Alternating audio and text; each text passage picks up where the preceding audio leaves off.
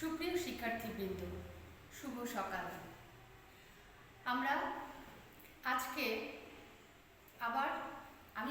আবার তোমাদের কাছে উপস্থিত হয়েছি আরেকটি নতুন ক্লাস নিয়ে। আগে আমি আমার পরিচয়টা দিয়ে নিই। আমি রাজিয়া সুলতানা, প্রভাষক, হিসাব বিজ্ঞান বিভাগ, আদর্শ মহাবিদ্যালয়, দিনাজপুর। আমাদের আজকের আলোচ্য বিষয় নকদান বই। নকদান বই কি? প্রথমেই বলি যে তোমরা এর আগের যে ক্লাসগুলো আছে সেগুলিতে জেনেছো যে হিসাব কাকে বলে, হিসাব বিজ্ঞান কি, জাবেদা কি, খতিয়ান কি। পূর্বেই এ সমস্ত কিছু আলোচনা হয়ে গেছে।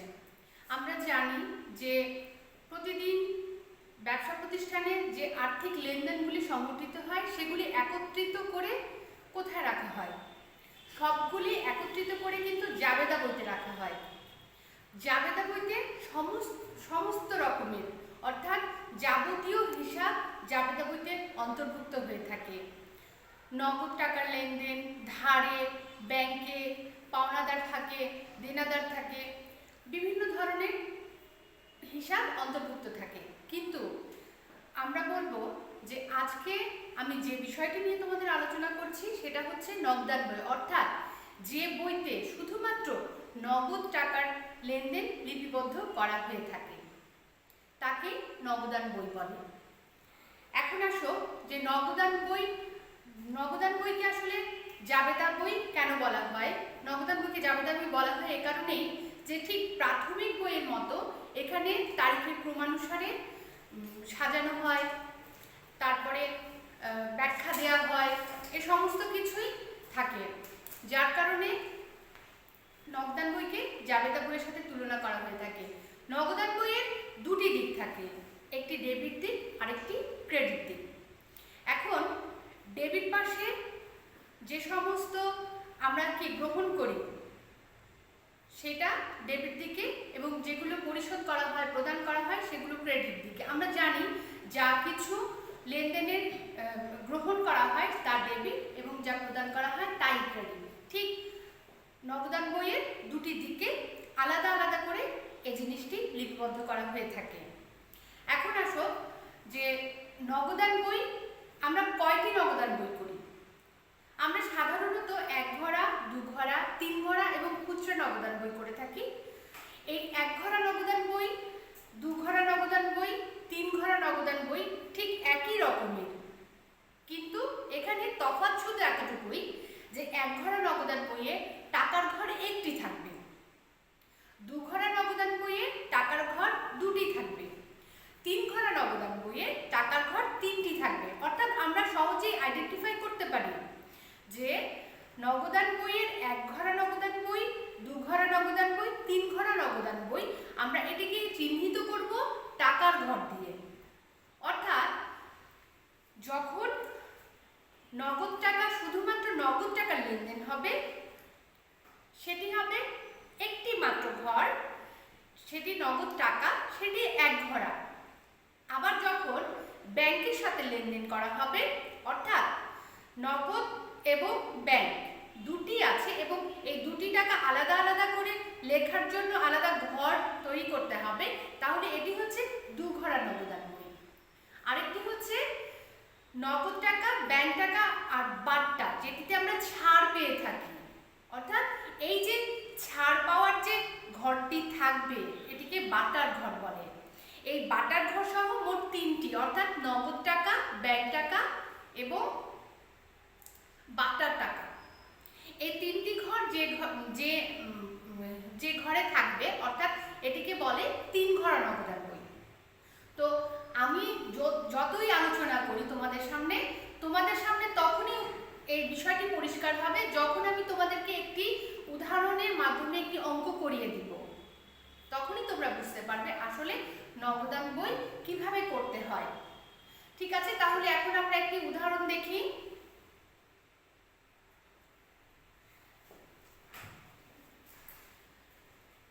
এখানে একটি প্রশ্ন দেয়া আছে।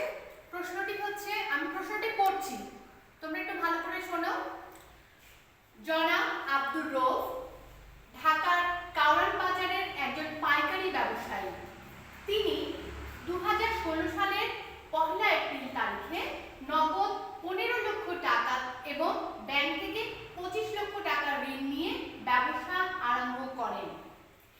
এপ্রিল মাসে তার ব্যবসায় সম্পাদিত লেনদেনগুলি নিম্নরূপ। আচ্ছা, এটি মার্চ মাস হবে। তানিশা ট্রেডার্সের নিকট হতে ধারে পণ্য ক্রয় 4 লক্ষ টাকা। 5 তারিখে ঝর্ণা ট্রেডার্সের নিকট ধারে পণ্য বিক্রয় 2,50,000 টাকা।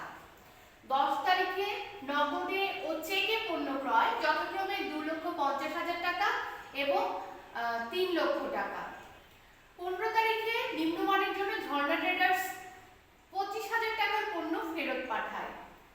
20 তারিখে নগদে পণ্য বিক্রয় 5,50,000 টাকা। 25 তারিখে তানিশা ট্রেডার্সকে 5% বাটা সাপেক্ষে অর্ধেক টাকা পরিশোধ করা হয়। 28 তারিখে 4% বাটার বিনিময়ে ঝর্ণা ট্রেডার্স থেকে সম্পূর্ণ টাকা পাওয়া গেল। 30 তারিখে ব্যাংক হতে উত্তোলন 1 লক্ষ টাকা। তোমরা ভালো করে প্রশ্নটি আরেকবার দেখে নাও। জনাব রৌফ ঢাকার কাউরান বাজারের একজন পাইকারি ব্যবসায়ী।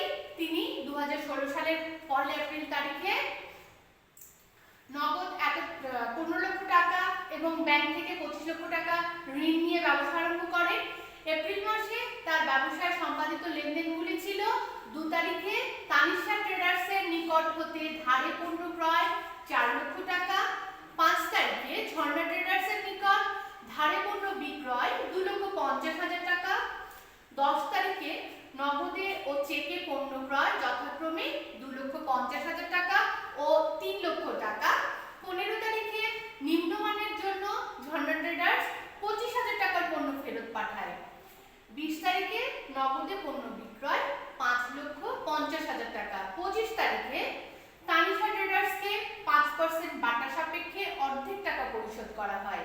28 তারিখে 4% বাটার বিনিময়ে ঝর্ণা ট্রেডার্স থেকে সম্পূর্ণ টাকা পাওয়া গেল। 30 তারিখে ব্যাংক হতে উত্তোলন 1 লক্ষ টাকা। এবার আসো আমাদের কি করতে হবে। যেহেতু আমরা সৃজনশীল প্রশ্নের উত্তর দেই সবসময়, আমাদের 3টি প্রশ্নের উত্তর দিতে হবে। একটি হচ্ছে ক নম্বর প্রশ্নটি হচ্ছে জনাব আব্দুর রৌফের ব্যবসায়ের প্রারম্ভিক মূলধনের পরিমাণ নির্ণয় করো। খ নম্বর হচ্ছে এপ্রিল মাসের 2, 5, 25 ও 28 তারিখে লেনদেনগুলোর জাবেদা দাখিলা দাও। গ নম্বর হচ্ছে জনাব আব্দুর রৌফের নকদান বই প্রস্তুত করো। এখন দেখো আমাদেরকে প্রথমে কি বলেছে, প্রথমে বলেছে জনাব আব্দুর রৌফের ব্যবসায়ের প্রারম্ভিক মূলধনের পরিমাণ নির্ণয় করতে বলা হয়েছে। আমরা জানি ব্যবসার শুরুতে যে টাকাটি নিয়ে ব্যবসা আরম্ভ করা হয় সেটি হচ্ছে ব্যবসায়ের প্রারম্ভিক মূলধন। এখন দেখো যে আমরা ব্যবসায়ের প্রারম্ভিক মূলধন আমরা দেখেছি যে নগদ 15 লক্ষ টাকা এবং ব্যাংক ঋণ হিসেবে 25 লক্ষ টাকা নগদে এনেছিলেন। তাহলে আমাদের মোট টাকা হচ্ছে 40 লক্ষ টাকা। যেহেতু ব্যাংক ঋণ আমাদের দায়, সেগুলোকে বাদ দিতে হবে। তাহলে 40 লক্ষ থেকে 25 লক্ষ টাকা বাদ দিলে 15 লক্ষ টাকা হচ্ছে আমাদের প্রারম্ভিক মূলধন। নিশ্চয়ই তোমরা প্রারম্ভিক মূলধন সহজভাবে বুঝতে পারলে। এখন আসো আমাদেরকে বলেছে কি যে 2 তারিখ, 5 তারিখ, 25 তারিখ এবং 28 তারিখের জাবেদা দেখাতে বলেছে। এখন আমরা প্রথমেই 2 তারিখের প্রশ্নে যাই যে ধারে পণ্য ক্রয় করা হয়েছিল 4 লক্ষ টাকার। তাহলে যেহেতু ক্রয় করা হয়েছে, ক্রয় হিসাব ডেবিট, প্রদেয় হিসাব ক্রেডিট। তারপরে আসো 5 তারিখে ধারে পণ্য বিক্রয় করা হয়েছিল।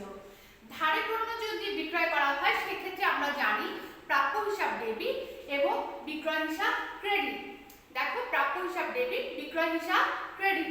এখন আসো 25 তারিখে আমাদেরকে বলেছিল যে 5% বাটা বাদে প্রদেয় হিসাবের অর্ধেক টাকা পরিশোধ করা হলো। এখন আমাদের যেহেতু কত টাকা ছিল প্রাপ্য হিসেবে, 5% বাটা হিসেবে তানিশার 4 লক্ষ টাকা পাওনা ছিল। তাহলে এই যে 4 লক্ষ টাকার অর্ধেক পরিশোধ, অর্থাৎ আমাদেরকে কত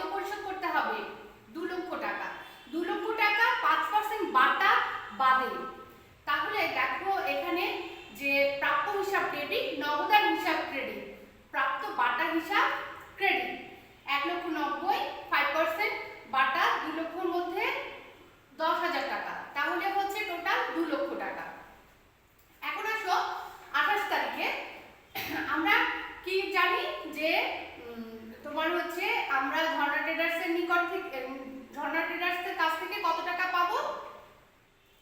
2,50,000 টাকা। সেই ক্ষেত্রে 4% বাটা বাদে প্রাপ্য হিসাবে এই টাকাটি আমরা পেয়েছি। তাহলে আসো, যেহেতু টাকাটা পাওয়া গেল, নগদান হিসাব ডেবিট, প্রদত্ত বাটা হিসাব ডেবিট, প্রাপ্য হিসাব ক্রেডিট। এখানে যেহেতু 4% বাটা বাদে প্রাপ্য হিসাবে সম্পূর্ণ টাকা আদায় হয়েছে, সেহেতু প্রাপ্য হিসাবে 2,50,000 টাকা এবং প্রদত্ত বাটা বাদ দেওয়া হয়েছে 10,000 টাকা। ঠিক আছে, তোমরা নিশ্চয়ই জায়গাটি বুঝতে পারলে। এরপরে আসো, আমরা চলে যাই 3 নম্বর প্রশ্নে। সেটি হচ্ছে আমাদেরকে বলেছে একটি নগদান বই তৈরি করতে। এখন যেহেতু নগদান বই তৈরি করতে বলেছে, আমরা প্রশ্ন হিসেবে দেখতে পাই যে এটা উপযুক্ত নগদান বই কি হতে পারে। আমরা জানি শুধুমাত্র নগদ টাকা হলে 1 ঘরা নগদান বই হবে, যদি শুধুমাত্র নগদ এবং ব্যাংক থাকে তাহলে 2 ঘরা নগদান বই হবে, এবং যদি বাটা সহ থাকে তাহলে 3 ঘরা নগদান বই হবে। অর্থাৎ 1, 2, 3 তিনটি টাকার ঘর থাকবে, সেটি হবে 3 ঘরা নগদান বই। এখন আসো যে আমি এই অঙ্কটা তোমাদেরকে বোঝানোর একটাই কারণ এই একটা অঙ্কের মধ্যেই আমরা 1 ঘরা, 2 ঘরা এবং 3 ঘরা তিনটি টাকার ঘরই তোমাদেরকে আমি দেখাতে পারছি, যে কারণে আমি তোমাদের জন্য এই অঙ্কটি সিলেক্ট করেছি। এখন আসো যে আমরা প্রথমে দেখি, বলেছে কি যে 1 এপ্রিল তারিখে নগদ 15 লক্ষ টাকা এবং ঋণ হিসেবে 25 লক্ষ টাকা নিয়ে ব্যবসা আরম্ভ করা হয়েছে। আমরা এটার যদি নগদান বইয়ে দেখি তাহলে এটি হবে আমাদের এই যে নগদান হিসাব ডেবিট, ঋণ হিসাব ক্রেডিট যদি হয়, এই যে 25 লক্ষ টাকা এবং মূলধন, আমরা মূলধন হিসেবে 15 লক্ষ টাকা নিয়ে এসেছি। তাহলে নগদান হিসাব ডেবিট, ঋণ এবং মূলধন হিসাব ক্রেডিট। যেহেতু নগদান হিসাব ডেবিট, সেজন্য এটি ডেবিট পাশে বসেছে। এখন আসো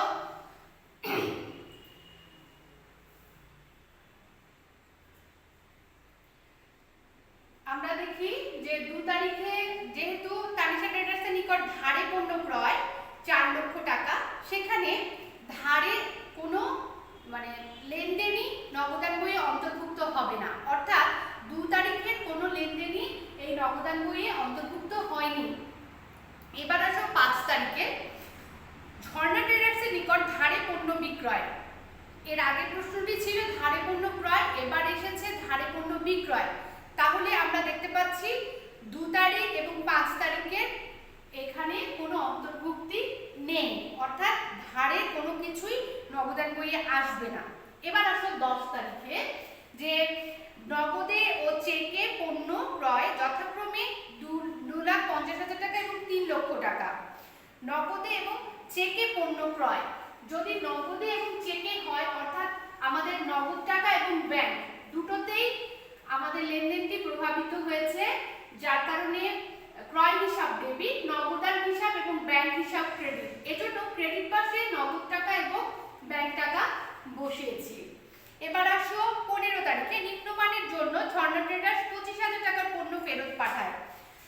আচ্ছা, এখানে যেহেতু নিম্নমানের জন্য ঝর্ণা ট্রেডার্স 25,000 টাকার পণ্য ফেরত পাঠায়, এখানে নগদ টাকার কোনো লেনদেন বা নগদ টাকা কোনোভাবেই এই বিষয়টিকে প্রভাবিত করেনি। অর্থাৎ এই 15 তারিখের এই লেনদেনটিও এই হিসাবে অন্তর্ভুক্ত হবে না।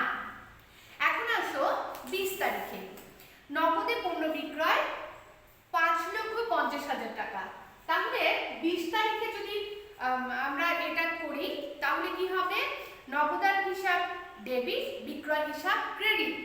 আমরা জানি যে বিক্রয় করলে নগদ টাকা আমরা পাবো, সেজন্য নগদান হিসাব ডেবিট, বিক্রয় হিসাব ক্রেডিট। দেখো এই যে নগদান হিসাব ডেবিট, ডেবিট পাশে 5,50,000 টাকা বসেছে, এখানে আমরা লিখেছি বিক্রয় হিসাব। এখন আসো 25 তারিখে তানিশা ট্রেডার্সকে 5% বাটা সাপেক্ষে অর্ধেক টাকা পরিশোধ করা হলো। তানিশা ট্রেডার্স হচ্ছে যখন ধারে পণ্য ক্রয় করা হয়েছিল 4 লক্ষ টাকা, তার অর্ধেক টাকা পরিশোধ করা হবে কত পার্সেন্ট বাটায়? 5% বাটায়। তাহলে 5% বাটায় অর্ধেক টাকা যদি পরিশোধ করা হয়ে থাকে ঝর্ণা ট্রেডার্সকে, তানিশা ট্রেডার্সকে, তাহলে হচ্ছে 1,90,000 আর 5% বাটা হচ্ছে 10,000। আমরা জাবেদাতেই দেখেছি যে তোমার হচ্ছে তোমার নগদান হিসাব ক্রেডিট 1,90,000 এবং প্রাপ্ত বাটা 10,000, অর্থাৎ 2 লক্ষ টাকা অর্ধেক পরিশোধ করা হলো। এখন আসো 28 তারিখে 4% বাটার বিনিময়ে ঝর্ণা ট্রেডার্স থেকে সম্পূর্ণ টাকা পাওয়া গেল। ঝর্ণা ট্রেডার্সের কাছ থেকে আমরা ধারে পণ্য বিক্রয় করেছিলাম 2,50,000 টাকা। তাহলে এই যে বিক্রয় করেছি, এখন তো আমরা টাকাটা ফেরত পেলাম। তো এই যে সম্পূর্ণ টাকা ফেরত পেলাম, কত টাকার বিনিময়, কত পার্সেন্ট বাটার বিনিময়? 4%। ঠিক আছে, এখন 4% বাটার বিনিময়ে আমরা টাকাটা যে ফেরত পেয়েছি, নগদান হিসাব ডেবিট, নগদান হিসাব ডেবিট, বিক্রয় হিসাব, প্রাপ্য হিসাব ক্রেডিট। যেহেতু ঝর্ণা ট্রেডার্স 2,40,000 টাকা এবং বাটা আমরা কত পেয়েছিলাম? 10,000 টাকা, অর্থাৎ 2,50,000 টাকা। আমরা কিন্তু সম্পূর্ণ টাকাটি ফেরত পেলাম। এখন দেখো যে 30 তারিখে বলেছে ব্যাংক হতে উত্তোলন 1 লক্ষ টাকা। ব্যাংক থেকে যদি উত্তোলন করা হয় তাহলে এটা জাবেদা কি হবে? নগদান হিসাব ডেবিট, ব্যাংক হিসাব ক্রেডিট। যদি এটাই হয় তাহলে নগদান, এটি একটি কন্ট্রা এন্ট্রি। নিশ্চয়ই তোমরা জানো যে নগদান বইয়ে উভয় পাশে যে লেনদেনটি লিপিবদ্ধ করা হয় সেটিকে কন্ট্রা এন্ট্রি বলে। অর্থাৎ আমরা দেখতে পাচ্ছি যে ব্যাংক হিসাব, নগদান হিসাব ডেবিট, ব্যাংক হিসাব ক্রেডিট। এখানে আমরা নগদান হিসাব ডেবিট করেছি, এখানে লিখেছি ব্যাংক হিসাব। এখানে আমরা ব্যাংক হিসাব ক্রেডিট করেছি, নগদান হিসাব ক্রেডিট করেছি, কিন্তু লিখেছি নগদান হিসাব। তাহলে এখানে আমরা বুঝতে পারছি যে এটি কন্ট্রা এন্ট্রি, অর্থাৎ ব্যাংক হিসাব ডেবিট, নগদান হিসাব ক্রেডিট। কত টাকা? 1 লক্ষ টাকা। এখন দেখো আমরা যদি উভয় পাশে যোগ বিয়োগ করি, সেই ক্ষেত্রে দেখা যাচ্ছে যে আমাদের নগদ টাকার পরিমাণ বেশি, 48,90,000 টাকা। আমরা এটির ব্যালেন্স পাচ্ছি 44,50,000 টাকা। এটি হচ্ছে আমাদের ব্যালেন্স সিডি, অর্থাৎ এটি আমরা পরবর্তী মাসে ব্যালেন্স বিডি হিসেবে আনয়ন করব। এখন দেখো ব্যাংক টাকা আমাদের কত হচ্ছে? 40 লক্ষ টাকা, 4 লক্ষ টাকা। কিন্তু এখানে এই যে 4 লক্ষ টাকা, এখানে হচ্ছে ব্যাংকের কোনো লেনদেন হয়নি ডেবিট পাশে, ক্রেডিট পাশেই হয়েছে 4 লক্ষ টাকা। তাহলে আমাদের এই ব্যালেন্সটি ডেবিট পাশে আসবে ব্যালেন্স সিডি হিসেবে 4 লক্ষ টাকা। তাহলে আমরা দেখতে পাচ্ছি যে নগদ টাকার উদ্ধৃত ব্যালেন্স বিডি এই ডেবিট পাশে এসে 1 এপ্রিলে 44,50,000 টাকা হয়েছে। আর এই ক্ষেত্রে ব্যাংক জমাতিরিক্ত 40 লক্ষ টাকা, সেটা ব্যালেন্স সিডি হয়েছে, যেটা আমরা দেখতে পাচ্ছি যে ব্যালেন্স বিডি হিসেবে পরবর্তী মাসে আনয়ন করা হয়েছে। এই যে তোমাদের আজকে যে নগদান বইটি করালাম, এটি যদি তোমরা আরেকটু ভালোভাবে দেখো বা বুঝো, তাহলেই তোমাদের নগদান বই সম্পর্কে সম্পূর্ণ ধারণাটি চলে আসবে। 1 ধারা, 2 ধারা, 3 ধারা এই বিষয়টি তোমাদের কাছে পরিষ্কার হয়ে যাবে।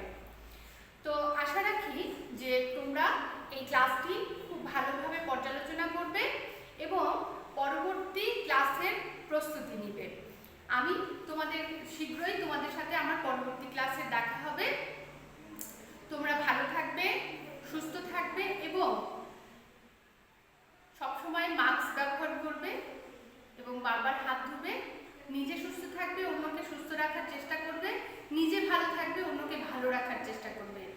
এই কামনায় আমি সবাইকে ধন্যবাদ জানিয়ে আমার আজকের ক্লাস শেষ করছি। ধন্যবাদ।